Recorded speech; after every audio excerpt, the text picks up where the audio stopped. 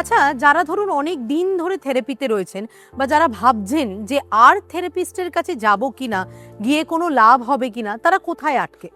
এই বিষয়টা নিয়ে আমরা একটু কথা বলি। অনেক সময় আমরা অনেক দিন ধরে থেরাপি করার পরেও কোনো লাভ হয় না, কোনো বিহেভিয়ারে কোনো পরিবর্তন আসে না, চিন্তা ভাবনায় কোনো পরিবর্তন আসে না। আমরা কি কখনো ভেবে দেখি যে এটা কেন হচ্ছে?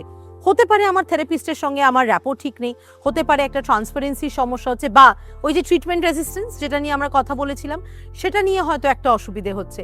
কিন্তু আর একটা জিনিস নিয়ে সমস্যা হয় যেটা আমাদের বেরিয়ে যায়, মিস হয়ে, আমরা বুঝতে পারি না।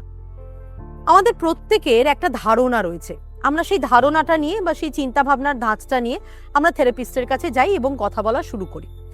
সেই ধারণাটাকে যখন বদলানোর চেষ্টা করা হয় বা সেখানে যখন একটা দৃষ্টিভঙ্গি তৈরি করার চেষ্টা করা হয়, একটা অন্য রকমের পার্সপেক্টিভ তৈরি করার চেষ্টা করা হয়, আমরা কি সবসময় সেটাকে নিই?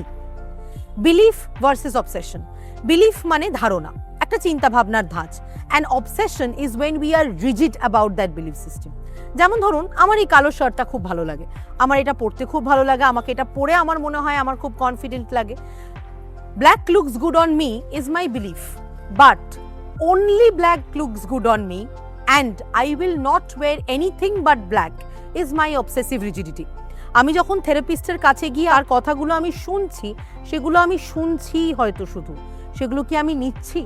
আমার অবসেসিভ রিজিডিটি যদি থাকে তাহলে কিন্তু সেগুলো আমার ধারণাকে পাল্টাচ্ছে না, যেটা অটোমেটিক্যালি আমার বিহেভিয়ারে কোনো পরিবর্তন আসছে না।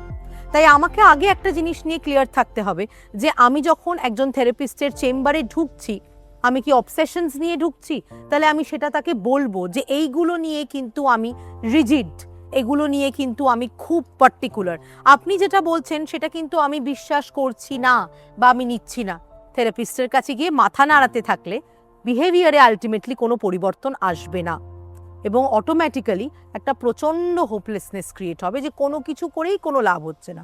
তাই বিলিফ এবং অবসেশন ডিফারেন্সিয়েট করতে পারা থেরাপি সাকসেসফুল করার জন্য ইটস ভেরি ভেরি ইম্পর্টেন্ট।